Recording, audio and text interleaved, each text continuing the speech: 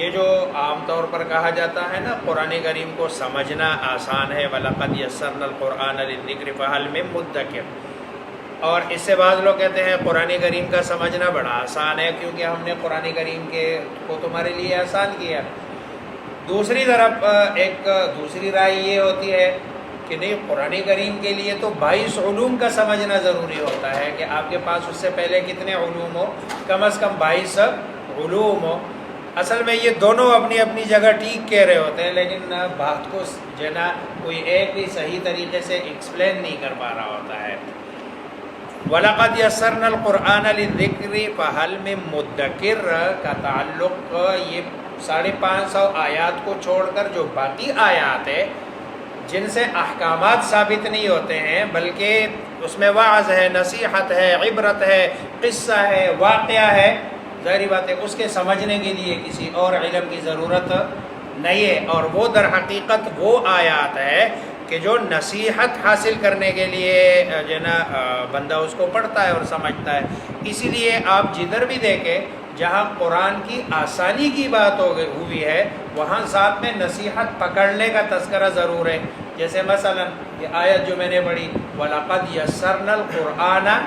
لِلذِّكْرِ، ہم نے قرآن کو آسان کیا نصیحت حاصل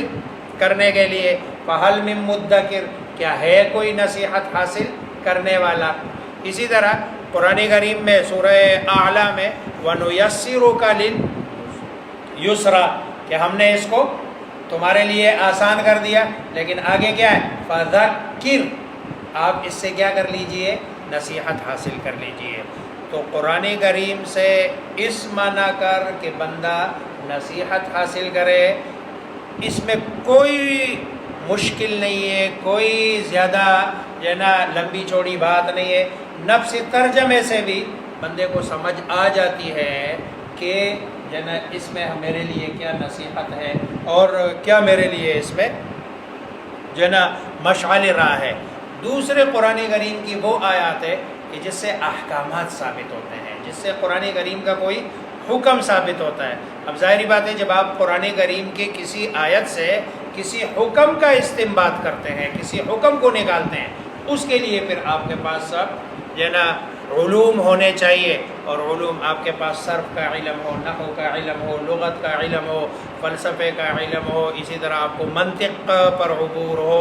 آپ کو جو ہے نا جو عربی لغات ہے اس لغات کا علم ہو، اس کے لیے آپ کے پاس جو ہے نا علم ہونا چاہیے۔ باقی جو وعظ و نصیحت تذکیر ہے اور وعظ و نصیحت والی آیات بندہ خود بھی ترجمہ پڑھ کے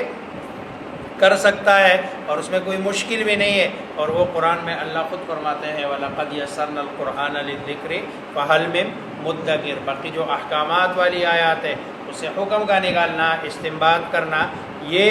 جو ہے نا اس کے لیے پھر علوم چاہیے ہوتے ہیں۔